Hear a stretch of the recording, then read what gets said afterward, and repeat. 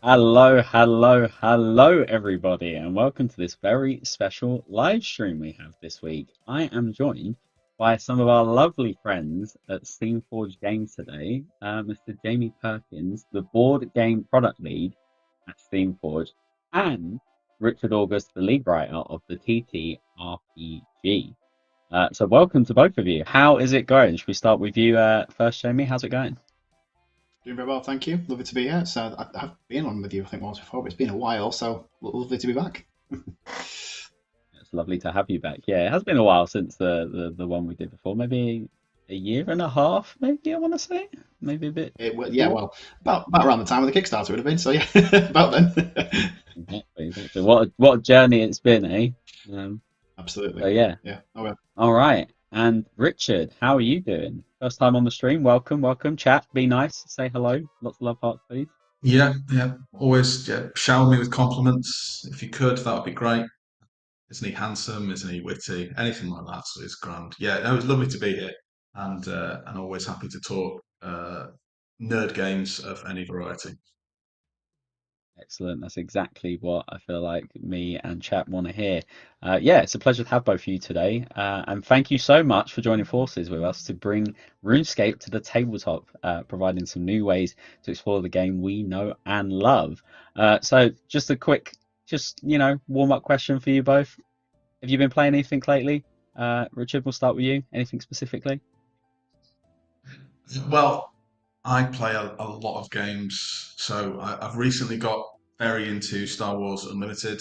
I was at the pre-release day for that at my friendly local gaming store. I'm in a regular Warhammer Fantasy roleplay game. We had a game of that this Tuesday. I was playing Lords of Waterdeep last night, and this weekend I've got. No, it's next weekend.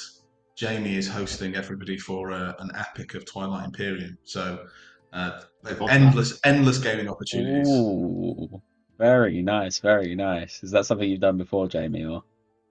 It is once, yeah. So it's a game I bought during lockdown, but I've only been able to open it once since then. It's one of those where because it takes about 8 to 12 hours to play. It's one where you can sort of I'm going to play this probably once a year if I'm lucky. It's just like aligning the stars, get everyone together. So, Yeah, not yeah, quite the same as Monopoly at Christmas, but it's still quite an event, I imagine. very much so. Very much so. Anything on your plate, Jamie, at the moment then? Well, yeah, as Richard mentioned, organising a game of Twilight Imperium, which takes a while. Also, I'm quite into my Euro games as a class of sort of board games. So I've been playing Brass Birmingham, got recommended to me quite a while ago, and finally managed to pick it up. Really enjoyed it. Don't be shaking your head. I know you're not as much of a Yeah, fan I of can those, but see I really Richard love shaking your head. What's that, Richard? Well, you're not a big fan. You're not a big fan of that genre. I don't basically unless I get to be some kind of ancient alien god, space warrior. I Industrial Revolution Britain. Nah, not for me. Not for me. It's fine. You're more or less steampunk. You can put on a top hat, wear a monocle, and it's close enough. It looks cool. I'm sure there's somewhere in your wardrobe somewhere, Richard. Hasn't everyone got a steampunk themed monocle and top hat somewhere? In Manchester, they are. Yeah, we are obliged to wear them at least once a week. Yep. Excellent, excellent. Thursday Top Hat Club. I like that. All right. Well, thank you for that little warm-up question session, guys. If you haven't guessed, for those of you in chat, you've probably already seen it, but we have collaborated with the wonderful Steamforged Games to create not just one, but two RuneScape Kingdoms products, a board game version and a tabletop role-playing game version of RuneScape. And we're going to throw some images on the screen for you now.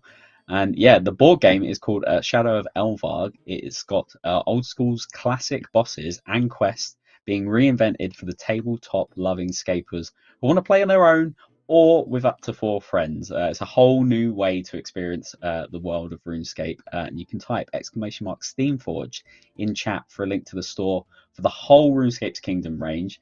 Not only is there the base game, but there will be a few expansions as well. As you can see there, there's four in there.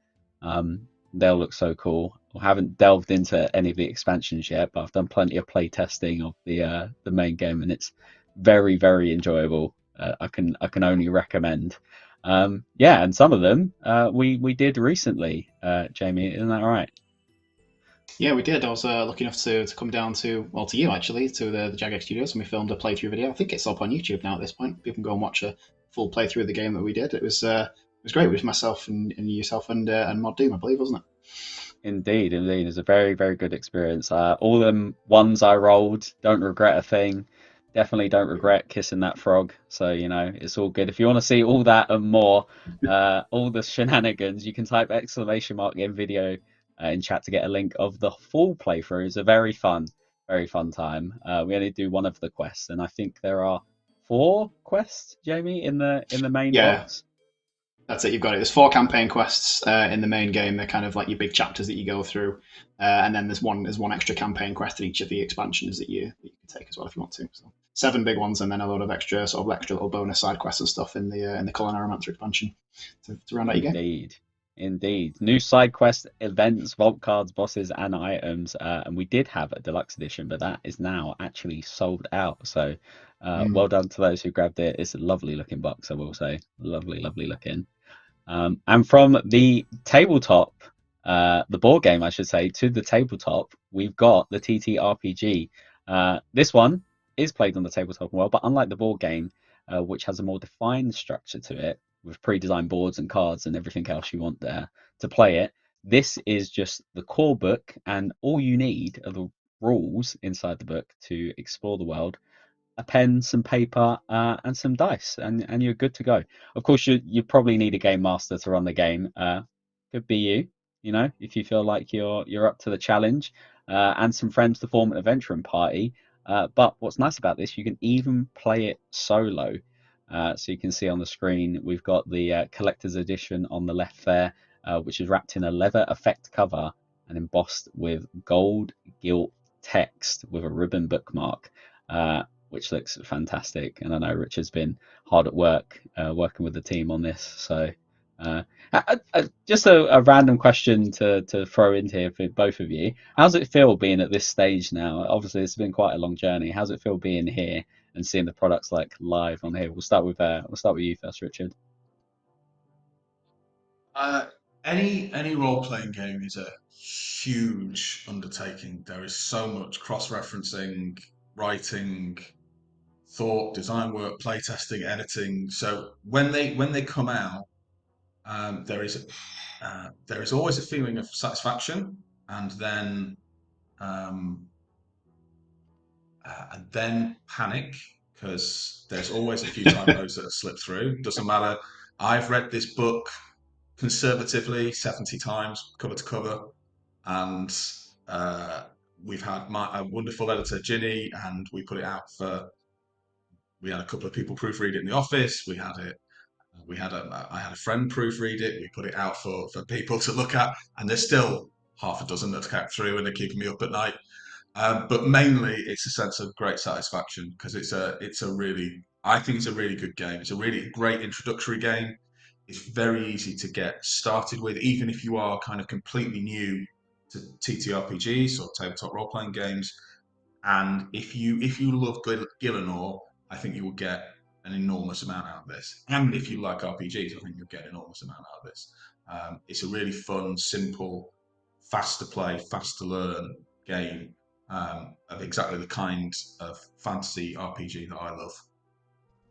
Yeah, I know one of our mods, ourselves, Mod Rice, a resident TTRPG lover, has been enamored with the world that's been created in the book, from everything RuneScape and mixing the gameplay decisions that you put in there. So it's highly recommend, highly recommend. I know this whole stream is highly recommending the games, but genuinely from a place of as a player rather than a mod, I'm generally like super hyped about both of these. Jamie, what about yourself, seeing the board game and everything? How's that feel? Oh, it's a pleasure to sort of finally see it in the flesh because I mean, so obviously it's as Rich was saying about it's a huge amount of work to put an RPG book together. It's a very different amount of sort of huge work to put a board game together. And the thing that's sort of interesting for us is we get just as excited to see the final game in the flesh as we were to start the work because we were doing all of our playtesting. It's all done via sort of spreadsheets and then just printed out bits of cut up card and paper, and it looks nothing like the finished game because we've got little standees or we just have a little token that's meant to be Jad that you have. You can finally see the miniatures in your hand. It's like, oh, this is so much cooler than just playing with the sort of the blank black and white that we played with beforehand. Yeah, and then sort of as sort of Richard was saying as well, sort of seeing that journey go from start to finish, all the conversation we've had along the way with the Law Council and other mods who've come and play tested the game, got to come down to Jagex HQ and play test the game with your lovely self and a number of other people as well that volunteered their time. It's going through all that journey to then come to the other side and have this game in people's hands, and just seeing the first few comments come through, people being excited to open it and play it for themselves, is very rewarding. Very rewarding. I can only imagine it's rewarding to see it come to life from our end, but to see it, like, the people that have made it, like, see it all the way through must be crazy. Right, so let's go through some announcements before we jump into this Q&A. We've got a ton of questions, both ones that we thought would be good to answer, as well as quite a few player suggested questions as well. So first off, !game update. You can check out the quality of life improvements released this week. New collection log search functionality, broadcast customization options, and last man standing fog changes, and more. And you can find out all of that and more with !game update.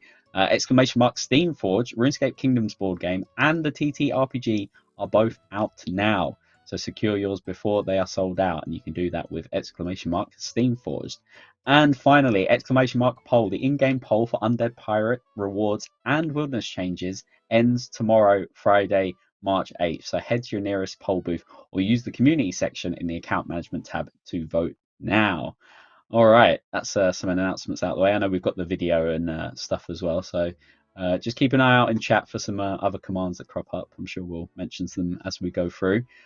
So first up, I think it feels appropriate to do a little introduction. I know we jumped into the questions a bit a bit early, but why not? We're free flowing this, so it's good. So Jamie, why don't you go about introducing yourself first? Certainly. So, yeah, my name's Jamie, as you said. I've been working at Steamforged Games for 8 years now. So I'm one of the first game developers that was hired by the companies we started off. I've had a hand in almost every single game that we've made in some way, shape, or form, apart from any of the RPGs.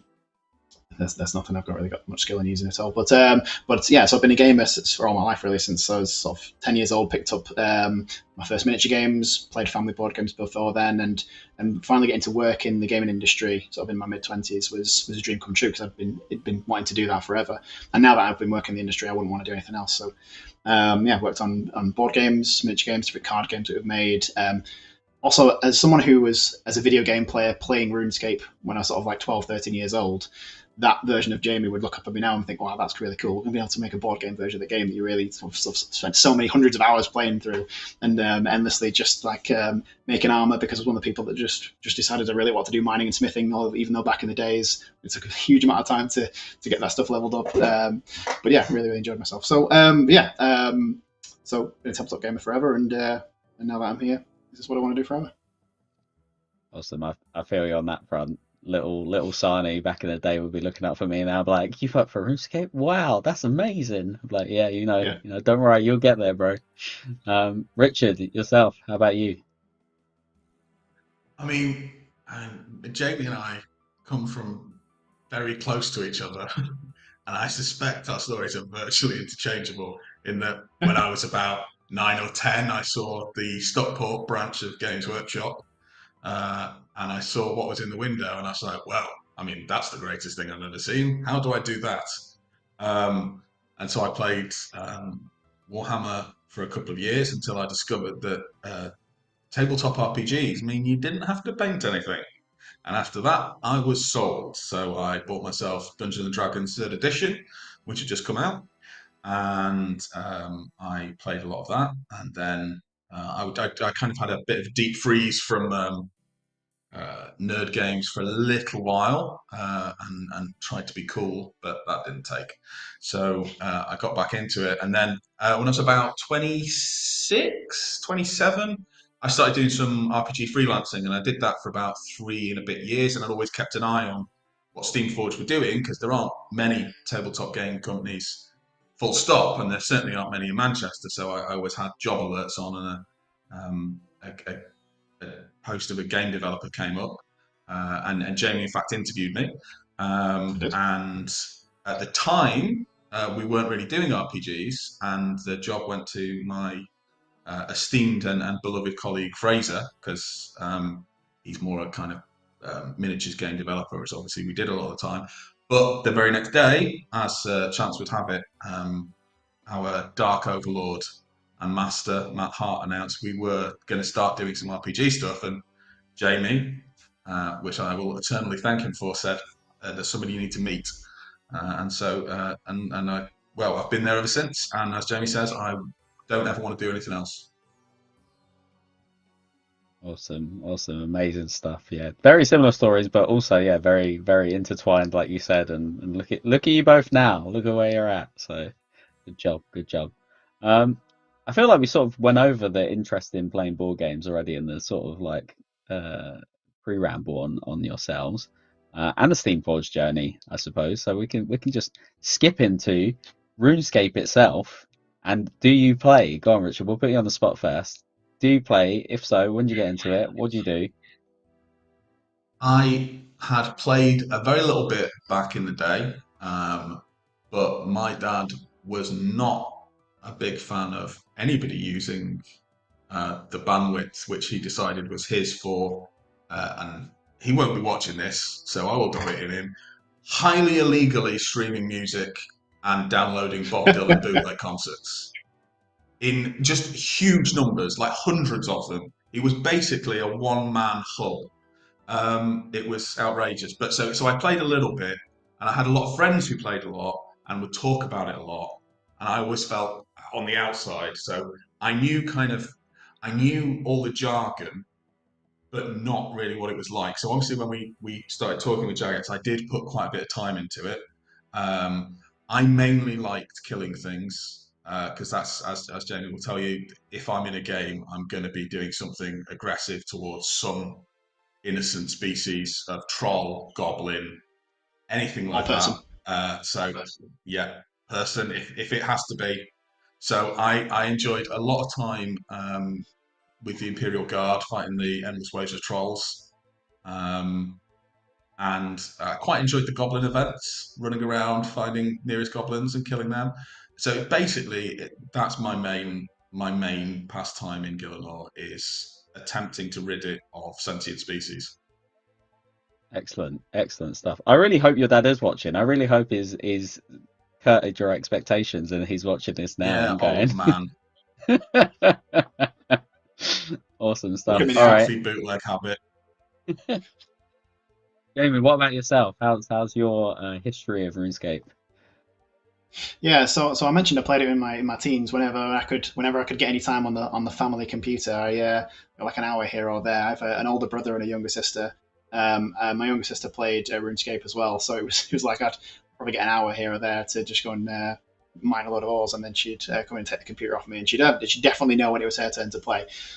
Sadly, so I never got to sort of sneak any extra time. But I basically spent every moment I could when I was on the computer as a kid trying to play that if I didn't need to do anything else for school. And then yeah, so then when obviously took quite a big gap playing a lot of different video games, and then playing a lot of different tabletop games as well. So as Richard said, I sort of reconnected with the game once we knew that we were going to be working on RuneScape.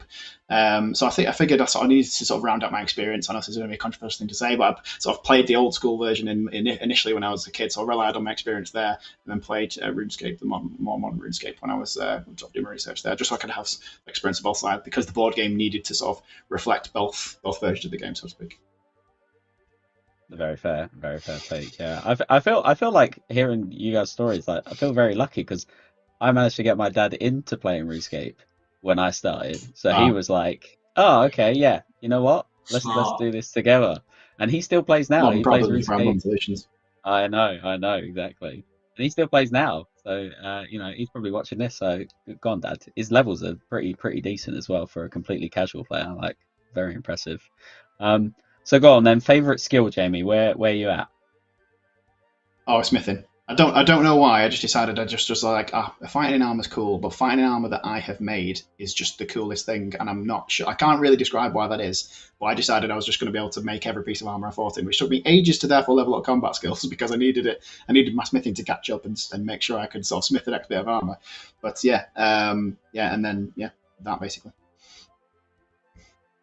So then yourself, Richard. where you sit on the screen. Slayer, Yeah, of course. I could feel. Slayer, kill things. Slayer. Of course, of course. All right, I can picture both of your players very clearly right now, like just from these last like few minutes of delving into your past. Excellent. All right then. We sort of touched on this already with Richard's slaying habits, but where's your alignment sit normally in role-playing games, Richard? Yeah, I am. Well, I'm chaotic neutral. I think I am the worst of I was everything. about to say that. Yeah, I know you think that. Yeah, yeah, chaotic neutral, unfortunately. Which I apologise to all the people who've run games for me in the past. And I've been awful, but in a fun way. Always a fun way. Always a fun way, of course. All right, Jamie, where do you sit? Where do you sit? I was going to put Richard on the spot and get him to describe me. This is where Richard could overrule me on this. Definitely, this is your arena. But I would have said I'm sort of either, depending on the day, lawful good or lawful evil.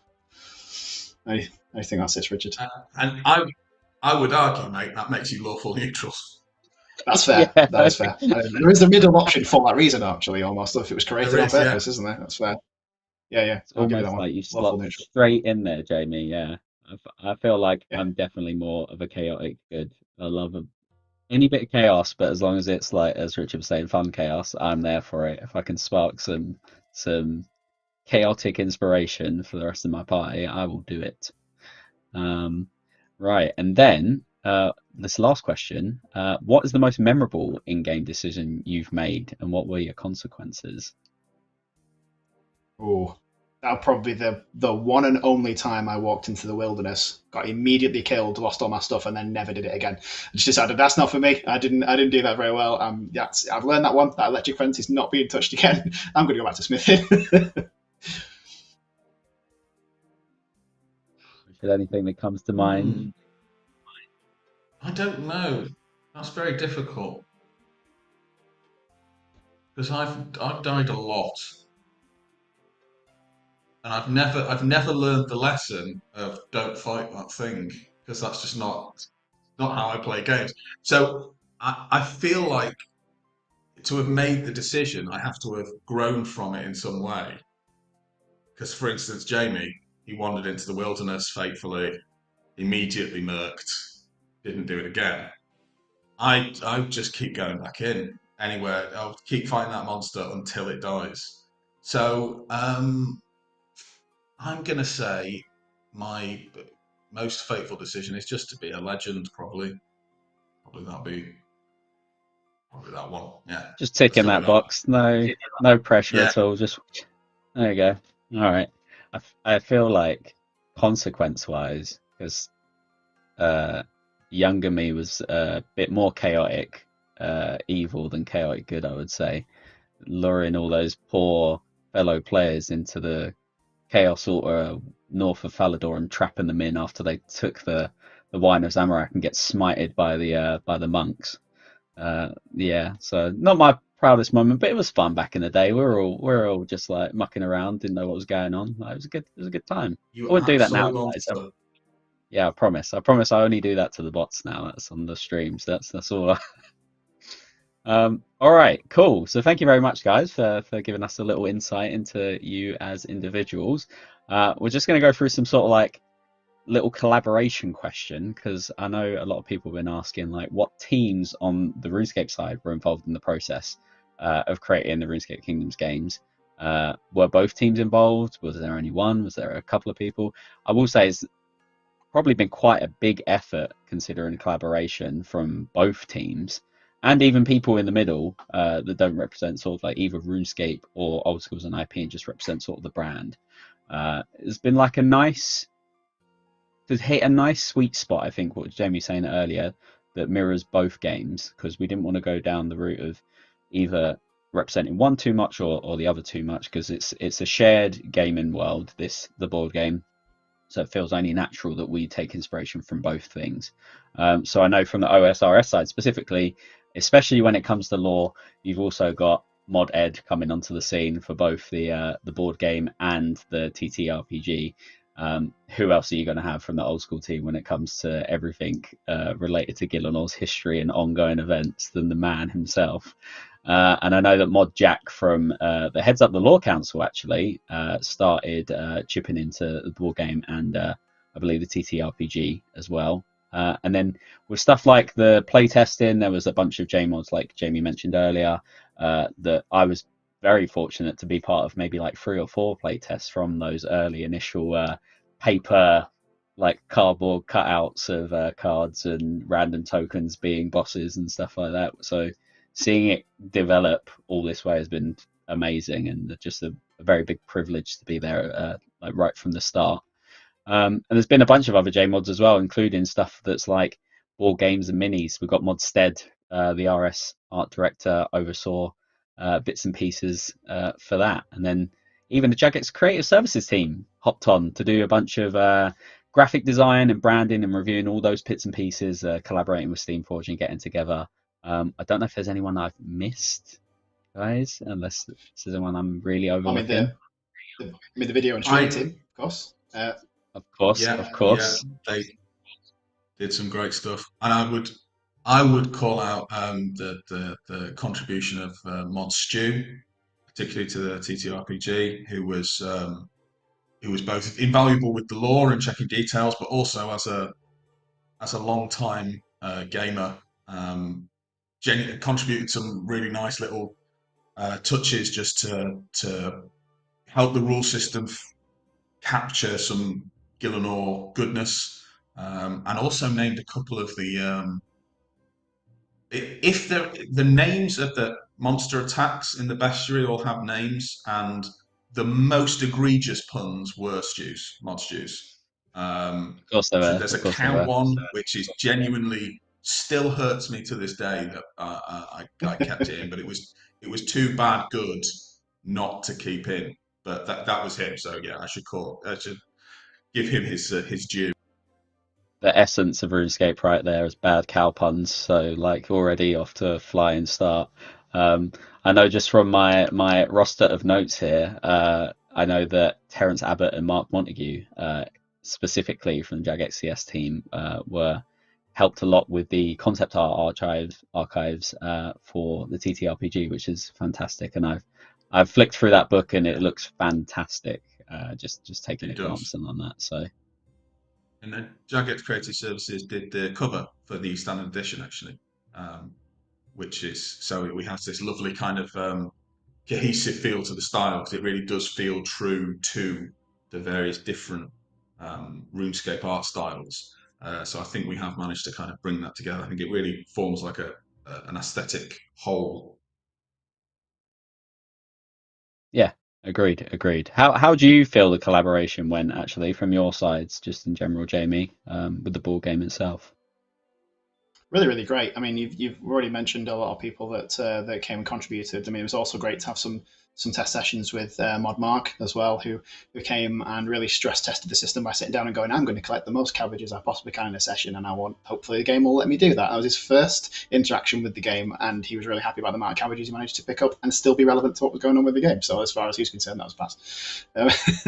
And then some other really, really great advice in terms of what different sort of fan nods we could make from different events that have happened over the years and different things to mention, etc.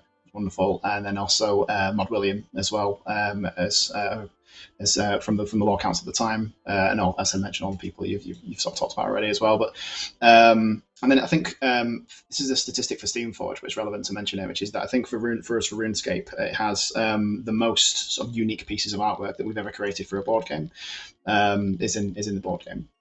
And so therefore getting all the reference material together for that to make sure we could make all those bits and pieces, and then the sort of experienced hand in the back and forth of how this should look and all that kind of stuff was really, really great to make sure that we got the look and feel of the game correct. And just moving away from the art style for a second, the thing that we really needed to make sure that we nailed with the board game was that it felt like you were playing RuneScape. When you're making these small decisions, you decided whether to go and get a cabbage, whether to go and fight this mini boss, pick up a sword, go and smith something, and whether that felt like you were making RuneScape style decisions, or you're sort of search and carry style quests, etc., that kind of thing. And it felt like from the various different test sessions that we had, the main reaction that we got was that this feels like RuneScape, which was the exact thing we needed to hear. So yeah, really, really great collaboration. Awesome. I'm sure you felt the same, Richard, when it comes to the TTRPG specifically. Oh, absolutely. Yeah, I had a really good time actually. I had a couple of kind of good meetings in Jack X, and getting to sit and talk with Mod Jack and Mod Stu and Mod Ed and run through the different ideas and what when I was putting together the system ideas, why I'd worked it in such a certain way, and then they could come back with their ideas about how that does or doesn't reflect Gillinor, so we could kind of refine it and make sure that it worked in the way we wanted it to, and it felt authentic to RuneScape as a whole brand, rather than, as you know, either OSRS or RS3 or was a really interesting design challenge, both in terms of how we approached creating the gazetteer, which went through a lot of drafts, then to the kind of the rule system, what could be included, what we wanted to take out. All of these were kind of interesting decisions that were taken with Jagex, and I think that's the thing, is that it's a game very much designed in partnership, which is not always the case when you're working with a licensor. Often you're kind of, you create the thing, they approve it. This was very much something created as hopefully harmoniously with Jagex, and I think that adds to the quality of the games. Yeah, great. I mean, it's a big undertaking for anyone to try and I don't want to say merge, but like try to tell the story of RuneScape as a whole, rather than focusing on one of the two games. Like, especially when it comes to lore, that's where one of the big differentiators comes in terms of like how present the gods are specifically. Was that quite challenging for you guys? Richard probably is more specific with how much lore there is in the TTRPG. It was, but not.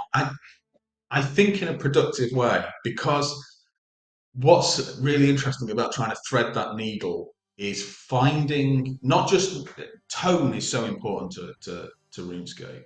You can't be too epic, and you can't be too irreverent, and it's finding that right balance is felt like a key moment for the game. Then also, what is the game about is surprisingly difficult to answer, and was something we discussed a lot, because it means so many different things to so many different people.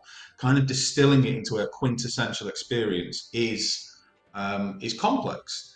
So, I mean, there are things that I love about RuneScape that we couldn't really include, because I think the Elder Gods are awesome, and I'd have loved to have like some of that epic stuff in there, but it feels really alien to old school RuneScape, and that flavor of kind of more gritty, I suppose, kind of dungeon elements that you get in old school RuneScape is also something I love, because I'm a big fan of the of early Dungeons and Dragons and the old school Renaissance in role-playing games. So I didn't want to lose that either, and that, I think it's a creative friction. I think it creates something really profitable and productive when you can make it work right, which hopefully the TTRPG does, and having played through the board game, I know it does.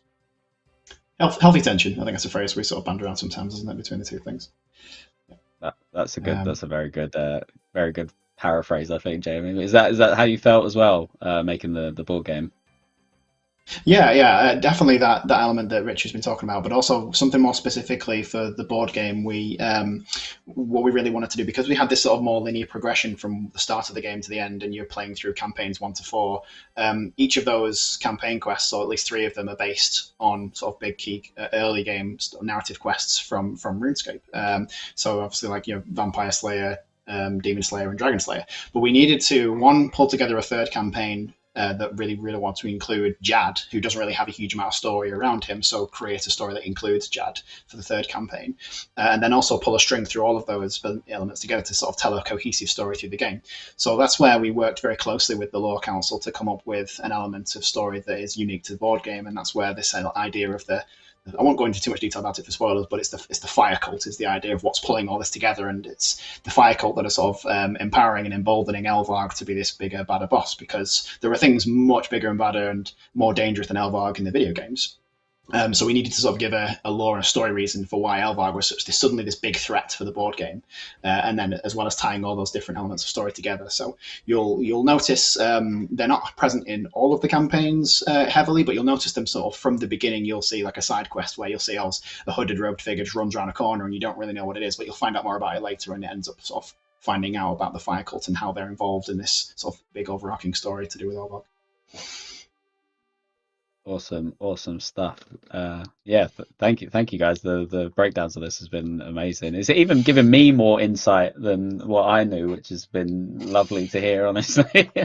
Were there any other like unique challenges that you found, Richard, with the TTRPG specifically, aside from like trying to find the healthy tension?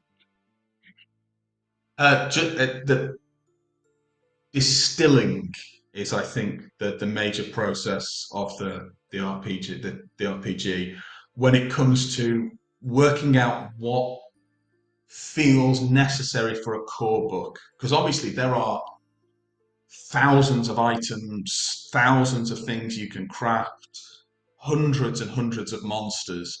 Working out what goes in a 200-page book, which isn't going to overwhelm new people who've never played RuneScape, the video game, and is also going to be recognizable and interesting and engaging for those who are extremely experienced in the video game, was really difficult. And I think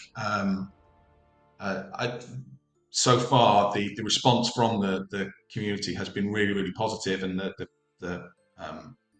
the RuneScape fans who are in our Discord and who I'm talking to and we're chatting have been really positive. But there's a lot of stuff that we weren't able to include.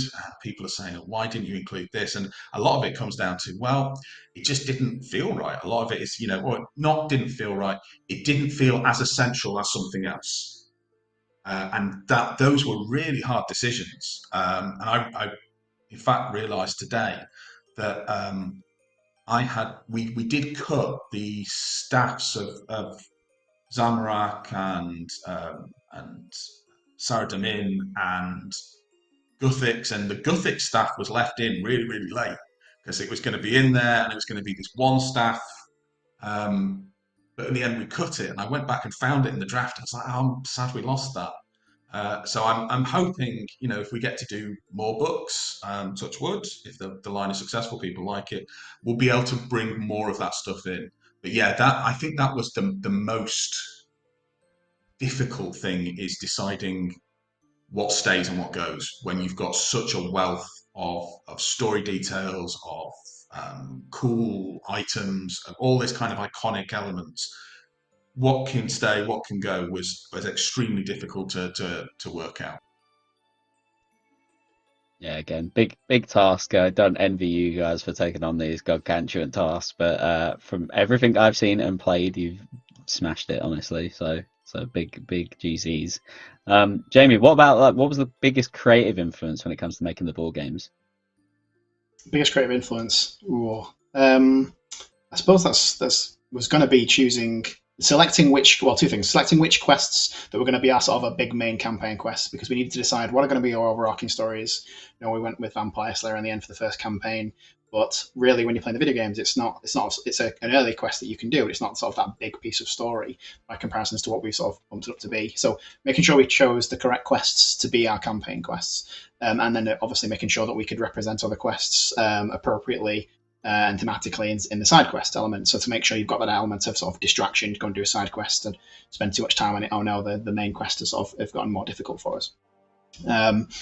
And the second one was actually to do with miniatures. So we spent a huge amount of time making sure that both the starting characters and the leveled up versions of the characters, the upgraded ones, were wearing sort of recognizable, iconic pieces of gear. I've never said the word iconic, iconic and RuneScape words together in a sentence more often than when we were talking about what we should equip these characters with. So when you pick up the miniatures, hopefully you can be able to identify most, if not everything, that's on the miniature, and it should feel appropriate. Like when you're picking up that first knight miniature and you look at it and go, yep, that is exactly what a RuneScape knight is supposed to look like at your early starting levels, etc., and then the dragon knight for later on, etc., that kind of thing. So again, just although the caveat there again is some of those pieces of equipment taken from OSRS and some are taken from RuneScape. So yeah, so but between those two, you should be able to name everything that's on the miniatures, and that was a fun process to come through on the other end, but that was a huge amount of time devoted to making sure we got those right. I will say, big fan of the Skiller minifig and the upgraded Skiller, personally. So, big fan of that. Not biased at all. Not biased at all. Unbiased. All right. Cool. All right. Let's go. I'm going to jump around a bit. I'm glad we haven't got the ticker on this stream because I know Mod Drew behind the scenes would be like, I'd be jumping between question to question. I'm going to jump in with a chat question here for you, Jamie. Okay. Can you explain why, of the 162 Vault cards, 40 of them do not share the same card backs that they state the Vault cards are? Absolutely, yeah. So the vault is a place where you can store all the manner of sort of cards that are meant to be hidden from the players to begin with, and you're going to need those sometime later on as the game evolves, as you're playing and making choices. So you have these 10 event cards that are meant to represent random things that happen as you're exploring the kingdom, but you might come across an element of story that goes, oh, you've triggered this thing, you've talked to a person, shuffled in a brand new event card. Now, to go in the event card deck, it has to have the event card back. Otherwise, when you're shuffling that deck and you're seeing it come to the top, it's going to have the vault card back, and you know, oh, that's the card from the vault. You would know exactly what card it is. It's less of a surprise. And it's the same thing about whenever the game tells you to shuffle in additional exploration cards, they have to go into the exploration decks, and therefore, when you're drawing cards in the deck, if you see that vault card back come up, you'll go, oh, that's a vault card. I probably know what exploration card that is, and it sort of ruins the surprise. So it's to do with them being shuffled into the appropriate decks and making sure that it's keeping the sort of the secrecy of what random card is coming out. Yeah, it's nice, especially having a random event pop up and you're like, oh, what's going on here? Oh, I remember this. And then like just the gameplay just sort of flows from there. It's a nice progression part. Awesome. All right, thank you. We can cross that one off the list because I know it's been hotly requested in the chat. We are watching and listening, guys, so don't worry. You know what? Let's go for another chat question while we're here. Are the figures paintable? They look really good. Oh, absolutely. This question says so. So it's kind of meant to be for both. It's meant to be, we choose the colors very specifically. One, to try to represent the miniature properly, and like for example, we would very rarely color the plastic of a miniature black unless it was supposed to be that way. That's why the King Black Dragon's plastic is black, because it kind of hides the detail a little bit. So you've got these blues and these reds and these greens because they're really short to detail the miniature very well. But also the material that they've brought in is, one, it's a hard board game plastic, so they'll be quite resistant to any sort of accidents or dropping them on the floor. They should be fine for that most of the time. Don't step on them. But at the same time, it's a really good material to paint in. So we've already seen in a lot of pictures thrown in our Discord and on the Facebook groups, etc., about these painted miniatures people have seen and put out them, and they're really wonderful. We're actually intending to publish there's a JMod. I think I can't remember the JMod's title, but I think it's Mod Alex, and he's writing up a painting guide for how to paint the different RuneScape miniatures. So once we've had those painting guides in, we'll publish them, and you can see how to paint them for yourselves. Nice stuff. All right, thank you very much. I'm going to come into one to ask for both of you, and we'll start with Richard first. How easily could a non-RS player play and understand this game? Did you have any non-RS players play test? If so, how did it go? Oh, absolutely. My main playtest group are, how can I put this in a way that's not going to dreadfully offend them? Really old. And I love them deeply, but they are a little pre-RuneScape. They've heard of it because they're massive nerds, but they haven't played it. So they were one of the first groups to play it, and I think they enjoyed it. It went well. They didn't I mean, they didn't spend as much time as I think a lot of RuneScape players probably would have done crafting or mining or smithing. They were very much kind of straight in and heading for the story. Um, but I introduced some classic quests. We ran through Dragon Slayer, tweaked for tabletop. Pretty much that was like the main quest thread, and then I improvised a lot of stuff around that, which is what I tend to do. And then it went really well. They only two of them died, which was a bit disappointing in the end because I was hoping to kind of TPK them, but I let them off. I went gently in the end, but it was a really good game. I don't know if I've managed to convert them. They wouldn't tell me if I had, but yeah, it's meant to be a very easily accessible game if you are a new role player and if you are new to RuneScape. That's one of the key design goals I had, that this had to be something that was accessible irrespective of your level of expertise. If you were a hardened RuneScape player but had never played tabletop games, I wanted this to be something you could pick up and be pretty confident of getting to the table quickly. And at the same time, I wanted it to be, if you were a role player that didn't know Gillenor, this would be a really great introduction to you. Amazing stuff. And Jamie, I imagine the answer's very similar for the board game, but I'll let you speak. Oh, I was being rude there. I was actually just looking at the mod's name before. It was Mod Alex who was going to do the painting guides for us, and he actually did a number of the. I think when you've seen some painted examples of Mitch's, I did think he put them on what on formerly called Twitter, etc., and other places, so you can see some examples. And he's going to be doing the painting guide. But because of that, I apologise. You have to repeat the question. Sorry. No, I was just saying, did you have any non-RS players playing or playtesting the board game, and how easy it was them for them to understand and process it? Gotcha. Yeah. So yes, we did, because it's always important to us that when we do two things when we're working on a board game, so for a license such as RuneScape, is that we make sure that the game feels RuneScape appropriately, but is also not completely inaccessible to folks who don't understand the source material. So we have to get those two perspectives together, and it still works as a combined board game. So it was mostly sort of SFG staff and volunteers who. We specifically had mixtures of groups of players who had played RuneScape video games and those that had not, and made sure we tested those perspectives accordingly to make sure it was people having fun all around. And the answer, thankfully, was yes. Awesome stuff. I've just seen a question in chat. Is it fun? I'm not going to lie. This is completely from a non-biased place. I don't think I would have come on the stream or would have been able to come on the stream if I didn't think these were fun. And I can speak for Mod Rice on behalf of the TTRPG specifically that he had a blast running through that, and I've had the massive amount of fun with the board game from the early playtest to now. Like, me and Goblin are waiting on our order to come in soonish, and we're going to get hot on that once I drop Final Fantasy VII and finish that. so yes, it is fun. I highly recommend it. So yeah, go out and grab them. They're great. Speaking of the TTRPG, Richard, is there any plans to bring it to a virtual tabletop program like Foundry? I know there's a lot of people that would love to play it in a group format, but getting, I know, especially nowadays, getting in person is quite difficult. Yes. I mean, I play most of my games online nowadays. There is no firm plan currently, but it is something we are discussing extensively because we are looking to expand our VTT capabilities at SFG and our partnerships across all our lines. And obviously, RuneScape Kingdoms is a big deal to us. So it is something we are currently working on, I think, is probably the best and most politic way of saying that.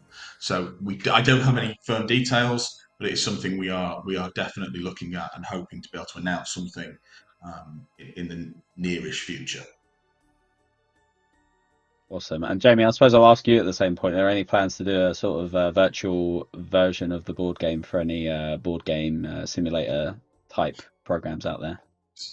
So we did a digital demo of the game for the Kickstarter, but it's at this point it's quite out of date. It had some really early versions of what the game sort of visually looked like, and we're hoping to be able to update that to sort of show off either just the tutorial or the early sort of the first campaign of the game, so you can have a taster of the game.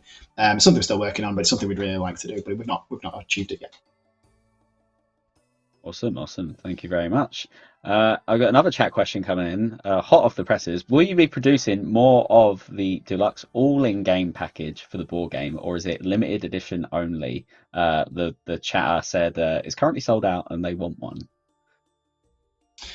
So that's a slightly complicated question, and I believe the best answer to that is when you've got sort of exclusive items like deluxe sets, we will sometimes create limited print runs for a very specific reason, for special promotions. So we did something before called the Steamforged Games Vault, which was meant to be sort of a reward for anybody that's backed a Steamforged Games Kickstarter. And what we did in that instance was we opened up a very limited amount of Kickstarter exclusives. We did special print runs for anybody that came and joined the Vault, and that they could get access to those that were otherwise inaccessible. So it is possible to do so, but they're generally for special promotions and for things like that. Awesome, awesome. Thank you very much. I think we will hit up one more chat question, and then maybe we'll go back to some of the other ones. I know we haven't got too much time left, so we have tons of questions on here. It's a shame I can't get through all of these with both of you. But let's go back to the TTRPG, Richard. Regarding it, it's interesting to see a D6 system when a lot of systems are D20. Is there a specific reason you went with D6 over D20? Yeah, there is. D6s were easier to get, and I don't know if people who are watching know the game Tunnels and Trolls and its designer Ken St. Andre, but he designed Tunnels and Trolls is basically the second ever RPG, and he designed that with a D6 system because he figured, who knows where to get D20s if you're not already a big tabletop gamer. And while they're much easier to get these days, the easiest dice to get is still a D6. They're the cheapest to get. You've got them in your Monopoly sets if you're not a hardened nerd like me. And I basically wanted this to be a game that if you you basically didn't need to really have a nerd store nearby, or it would be very easy to play. With just mainly D6s. I also wanted, because it's a 3D6 system, so it gives, and this is a kind of mathematical reason, you get a very nice bell curve on a 3D6 roll. It means it's easier to control the numbers, which means you kind of start off quite bad, but you reach a level of competence quite quickly, but you stay in that little bell curve for quite a while. And you don't get too good too quickly. So there's a kind of design reason and also an accessibility answer. Awesome, thank you very much. I think that's a nice way to make it like very accessible for anyone that either doesn't know the RuneScape IP or what it involves, or plays a lot or doesn't play a lot of board games. So there's that whole like roster of different people in there. I think before we go on to like one more question, considering we spoke about minis and stuff, I think we should show some UGC quickly, Mod Druid, just to showcase like some players that have had them, because I've seen some awesome minis on there that have been painted. So if we could get that up, Mod Druid, that would be amazing.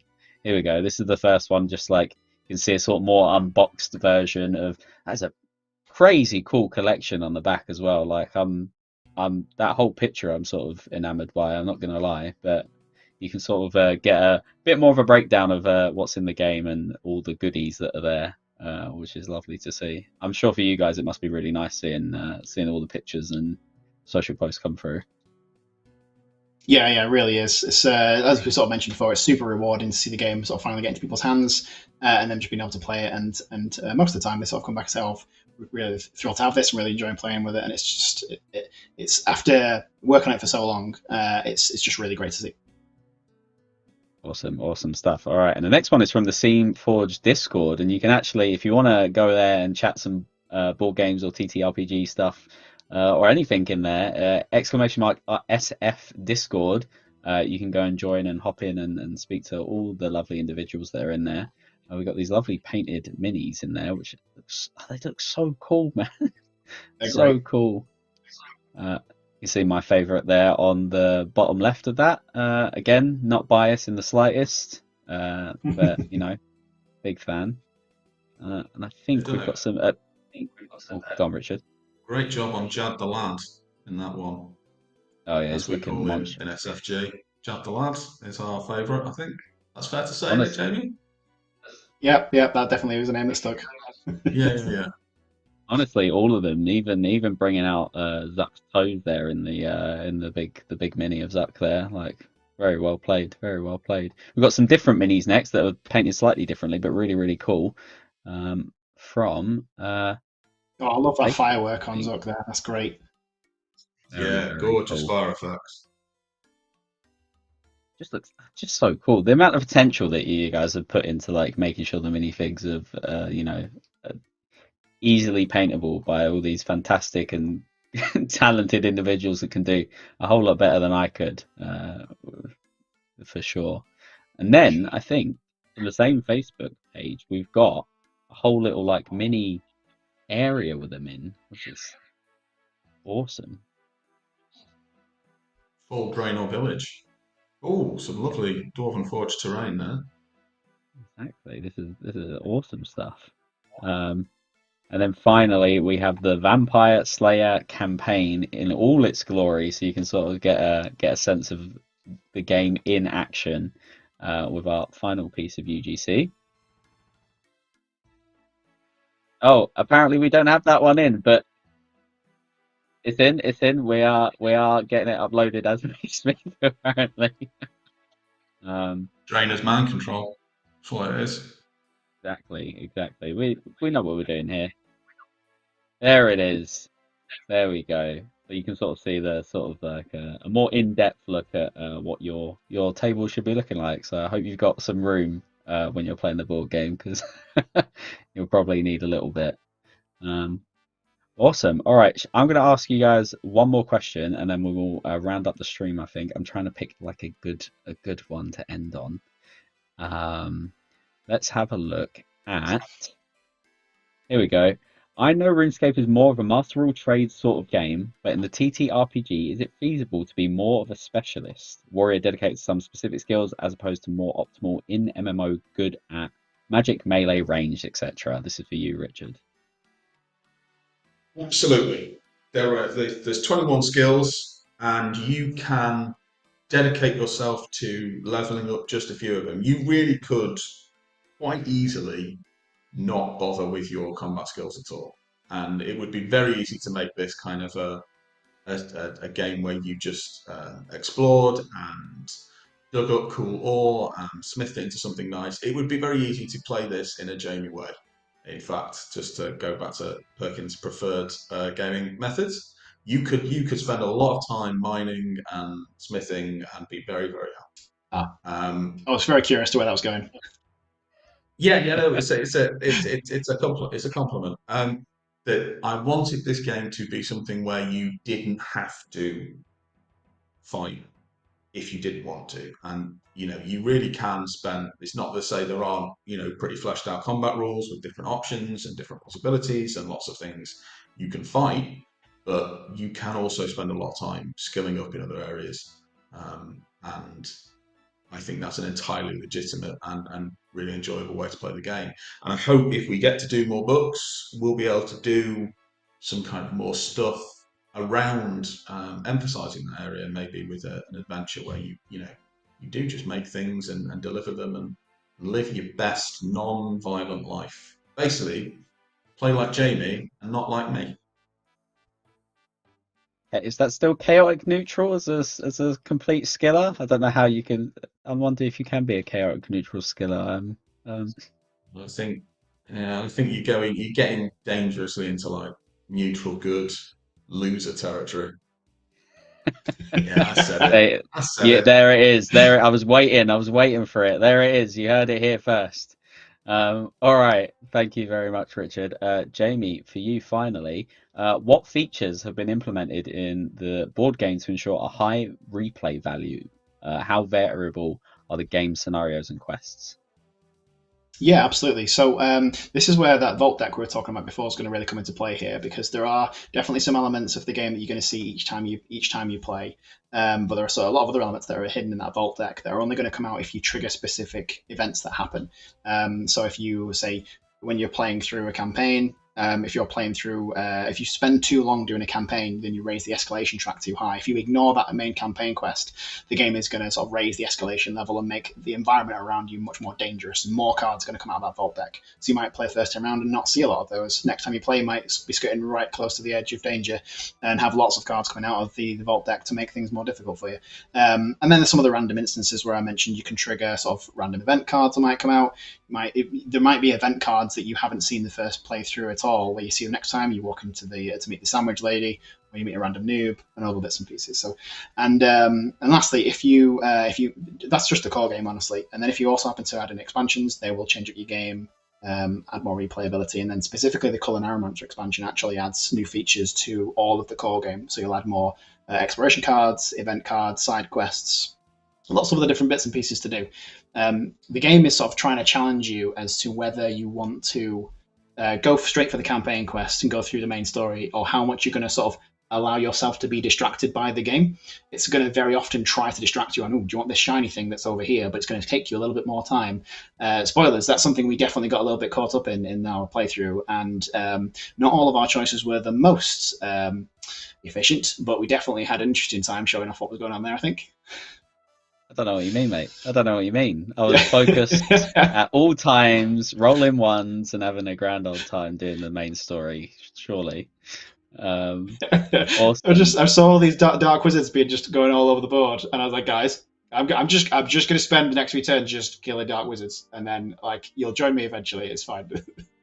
I just wanted to make me pie, mate. I just wanted to make me pie, give it to my friend down down a Mudskipper Point. That's all I wanted to do. And I just couldn't do it. Absolutely. So, you know.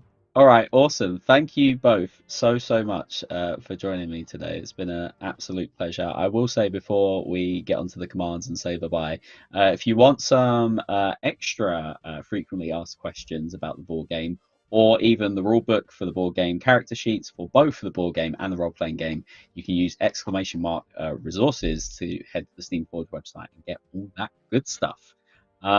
So yeah, honestly, big thank you to both of you for joining me on this section, and thank you to Steamforged Games as a whole for taking on the gargantuan task of making some tabletop glory in terms of the RuneScape the universe. So hopefully you guys have had a good time, not only making it but on the stream.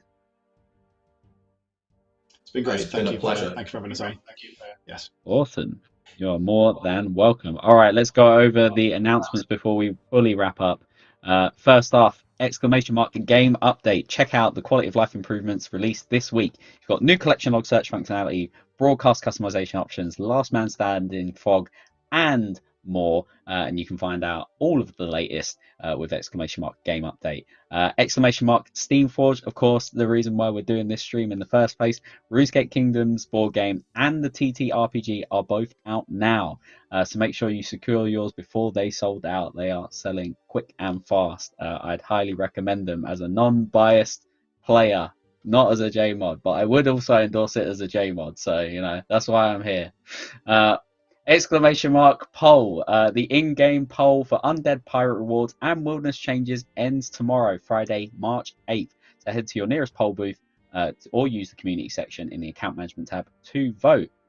Finally, that is it from us here today. Richard, have you got any final words for the stream or anything at all? I hope if you play the game you enjoy it, please let us know. Well, thank you for being such a passionate and warm community. That's lovely. That's lovely. So I better see some hearts in the chat, guys. I better see them. Not a threat, just a want. You know. There we go. And Jamie, finally, any final words from yourself? Yeah, echo Richard saying, I love the community being to us. It's been really welcoming. And I mean, come and join us in the conversation on the Steamforged Discord, as we mentioned. If you use Board Game Geek or BGG, leave us a review of the games. Please tell us what you think. We'd love to know. Otherwise, thank you.